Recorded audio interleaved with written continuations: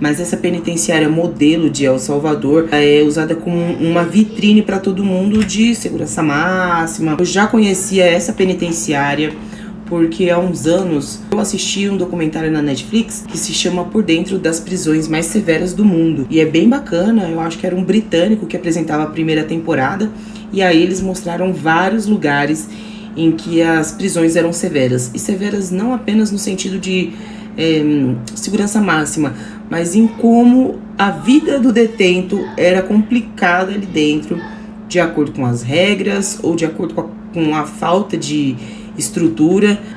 Mas enfim, eles mostraram aqui na época Alcatraz, mostraram uma prisão na Rússia, aí em El Salvador mostraram o centro de confinamento para o terrorismo, que é esse CECOT. A que mais me chamou a atenção foi nas Filipinas, porque lá eles também têm uma tolerância zero, né, para drogas, e aí lá eles mostraram essa prisão de Buendia. E, gente, as pessoas elas têm que dormir sentadas, com os joelhos assim, juntos no estômago, porque não existe espaço para ficar deitado no chão de algumas celas. Antes de começar a matéria da Folha, que é o que eu vou reagir, que acabou de sair, dá uma olhada aqui nessa matéria do Globo, falando sobre esses bonitos, né? Esses lindos de bonitos, que não podem mais visitar o pai na prisão, aí querem ainda se reconectar com as raízes. Isso eu falo pelo menos do Eduardo. Aí vai lá para El Salvador, que é o lugar que ele pode viajar, né? Ele não pode voltar para cá, mas ele continua por ali. Então, El Salvador vira ponto de peregrinação da direita que disputa a imagem de Bukele brasileiro. País que teve redução de criminalidade com regime de exceção, recebeu ao menos 10 políticos nos últimos 10 meses. O grupo tem defendido replicar modelo com detenções arbitrárias de olho na eleição. Então, assim, construir penitenciária, eles não propõem, né? O Brasil é tão abençoado que nem precisa inventar nada. Basta copiar o que já funciona, escreveu Eduardo Bolsonaro ao postar uma foto diante das celas lotadas do Centro de Confinamento do Terrorismo. Em uma noite de dezembro do ano passado, a tela do meu celular acendeu. Eu esperava por essa mensagem há mais de um ano. Daniela, no dia 15 de dezembro entrarei com um grupo de jornalistas no CECOT. Quer vir? CECOT é o Centro de Confinamento do Terrorismo, prisão que é a joia da coroa do governo autoritário de Nayib Bukele, presidente de El Salvador. Dali um dia, minhas passagens já estavam compradas e em menos de 2 semanas eu embarcava para a América Central. Meu nome é Daniela Arcanjo, eu sou repórter de Mundo aqui na Folha e vou te contar como foi passar 2 horas nesse centro de detenção que virou uma espécie de santuário para políticos e influenciadores de direita de todo o mundo.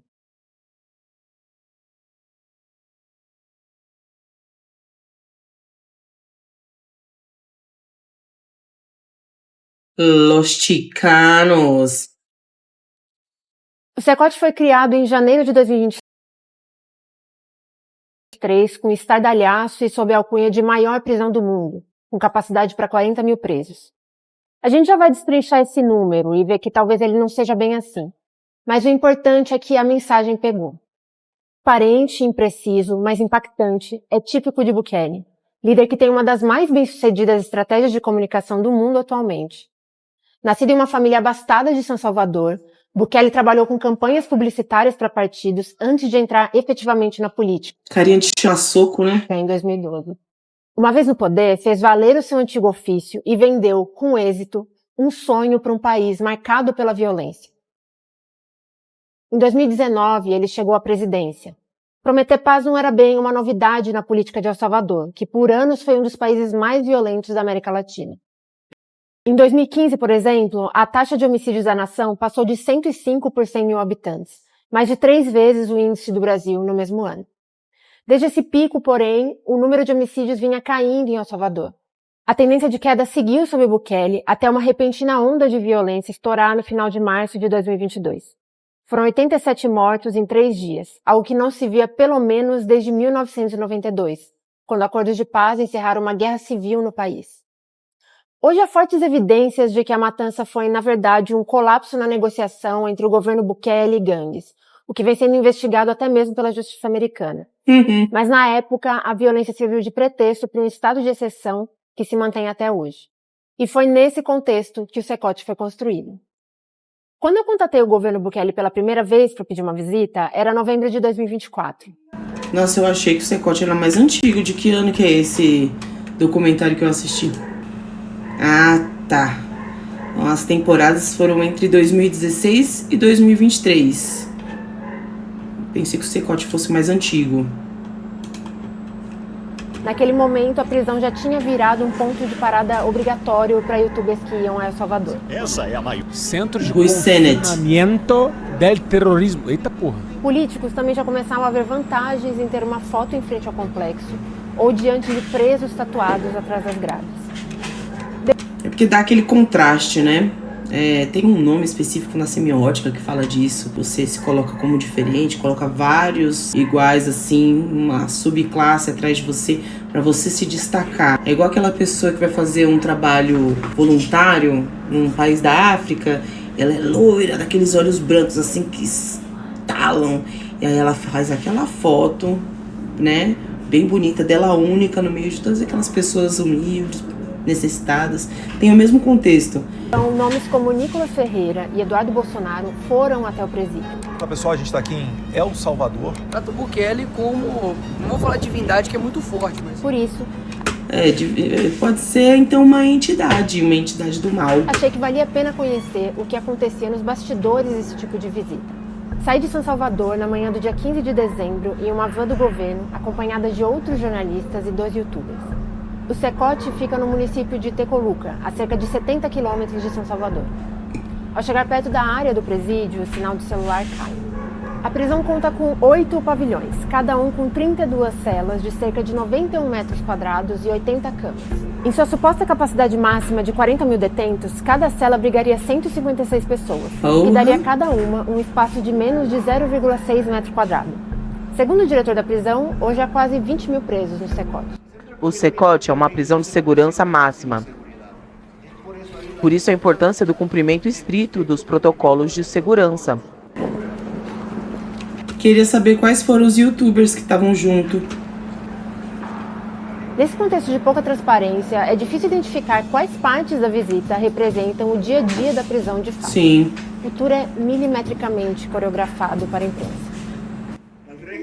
O regime de exceção neste momento busca fazer um ataque frontal às gangues, com o objetivo de perseguir os criminosos e capturá-los. Para isso, fizemos capturas massivas dos membros dessas gangues, superando as 1000 capturas diárias. O módulo que visitamos foi o 3. A impressão é que todas as atividades que poderiam ocorrer na prisão estavam acontecendo naquele momento. Marketing, né? De marketing e propaganda. Consultas médicas, entrega de remédios, exercício físico, julgamentos virtuais. Belezinha. O diretor do Cecote varia entre se orgulhar das condições rigorosas do presídio, que não oferece banho de sol e mantém as luzes acesas 24 horas por dia, e se defender das acusações de violação de direitos humanos. Muitas vezes questionam a parte dos direitos humanos. Acho que cumprimos com esses padrões internacionais. Permitimos que a prisão tenha ventilação cruzada. Os internos no interior das celas têm apenas os seus uniformes. Todos estão uniformizados de branco. Não há colchões, não há travesseiros. Dormem nessas lâminas de ferro que estão aí. Este é um regime de internação especial. Eles vivem em um contexto de confinamento. Eles têm unicamente uma atividade por 30 minutos, que é a que estão desenvolvendo no final do corredor. E são apenas 30 minutos. Finalizam a atividade e voltam ao sistema de confinamento. E o Bolsonaro reclamando, poxa vida, do barulho do ar-condicionado. E todo mundo acompanhando a novelinha Bolsonaro na papudinha. A porção de comida também vem e é servida ao pé do portão, de acordo com a quantidade de internos que estão na cela. Saem da cela aqueles que precisam de assistência médica. Aqui há médicos 7 dias por semana e 24 horas por dia. Nem parentes, nem advogados podem entrar no Cecote. E não há notícias de alguém que já tenha conseguido sair da prisão. Mas em julho do ano passado, dezenas de imigrantes venezuelanos que haviam sido enviados ao Secote pelo governo de Donald Trump foram libertados. E as denúncias de tortura vieram à tona. Novo relatório aponta que cidadãos venezuelanos deportados pela administração Trump para El Salvador enfrentaram abusos terríveis durante o tempo que passaram em uma famosa prisão. Os abusos incluíram, supostamente, tortura sistemática, violência sexual e desaparecimento forçado. Se você tá vendo ao vivo, talvez esteja rápido um pouco, né? O inglês, o espanhol, mas eu pretendo fazer uma tradução pra gente colocar depois na versão do corte, tá bom? No relatório da ONG de Direitos Humanos Human Rights Watch, baseado em 200 depoimentos, os venezuelanos foram submetidos à tortura sistemática por autoridades carcerárias do Secote, incluindo sessões de espancamento, abuso sexual e nudez forçada. Dos 252 venezuelanos encarcerados na prisão, metade não tinha qualquer antecedente criminal nos Estados Unidos. Foram soltos por uma troca de prisioneiros entre Caracas e Washington. Olha o TikTok aí, tô orando. Maria Zelaya, uma moradora de São Salvador de 58 anos, é uma improvável espectadora dos influenciadores que vão ao Secote. Maria tenta encontrar seu filho preso desde 2022 de forma injusta, segundo ela. Ele estava no quarto com a esposa e a sua filha, a filha de 7 meses, e hoje ela tem 4 anos. E disseram a ele que estavam atrás dele pelo roubo de um celular e uma moto. Mas é mentira, ele tinha uma moto, mas eu tenho todos os documentos. Os patrões me deram cartas falando que era inocente, que é um bom trabalhador. Eu tenho os documentos. Por que ele? Por quê? Se dizem que no Secote só levam membros de gangues condenados, mas por que meu filho? Centenas de pessoas procuraram movimentos da sociedade civil para tentar libertar seus filhos. Misericórdia. Veja que, curiosamente, quase 70% das pessoas que formam o Movir são mulheres e idosas. Porque os jovens têm medo de vir. Porque o regime tomou como alvo principal a juventude. Se é certo que trouxe segurança, também causou muito prejuízo a pessoas inocentes. Música do Falcão. Os pais sem voz, não é paz, é medo. Né? Paz sem medo, sei lá. Um negócio que não dá pra entender, não é segurança. É medo, né? O regime continua limitando garantias constitucionais, como, por exemplo, o direito à livre defesa para cada capturado. O que isso quer dizer? Não temos direitos a um advogado, um defensor público em caso de captura. De acordo com o relatório do Human Rights Watch, uma entrevista feita pela reportagem com os venezuelanos presos no Secote, houve protestos no presídio em abril e maio de 2025. Em um dos motins, os detentos teriam conseguido arrombar a fechadura e sair da cela. Muitas vezes, algo que nos criticam, dizem que não há democracia. Mas nós estamos respeitando as regras do jogo, da democracia. O que eles não gostam é do placar. Gustavo Villatoro, ministro da Justiça e Segurança Pública. E nós estamos ganhando por uma grande diferença, mas na democracia. Os venezuelanos que saíram do Secote relatam 2 motins enquanto estavam lá. Como ocorreram 2 motins em uma prisão de segurança máxima? Veja, creio que não é o tema que nos traz aqui, mas eles podem dizer o que querem. Não é o tema que traz você aí, porque você tá aí por apenas propaganda, né? Mas são 40 em um relatório. Mas no que acredita? Em um funcionário do Estado de Direito ou em um delinquente? Mas eles não eram, metade deles não tinha nada. Você quem disse? Próxima pergunta. Metade deles não tinha antecedente criminal. E quem diz? Próxima pergunta. A justiça americana. Dados do governo americano analisados em 25 pelo Human Rights Watch mostram que apenas 3,2% dos venezuelanos enviados ao país centro-americano haviam sido condenados nos Estados Unidos por delitos violentos e 48,8% não tinham antecedentes criminais. É óbvio, né?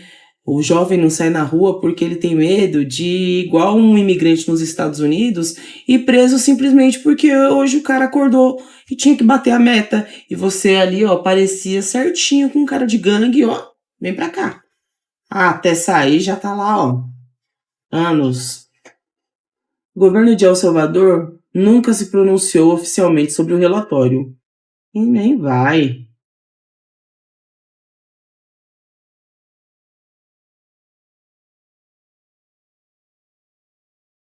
Fui.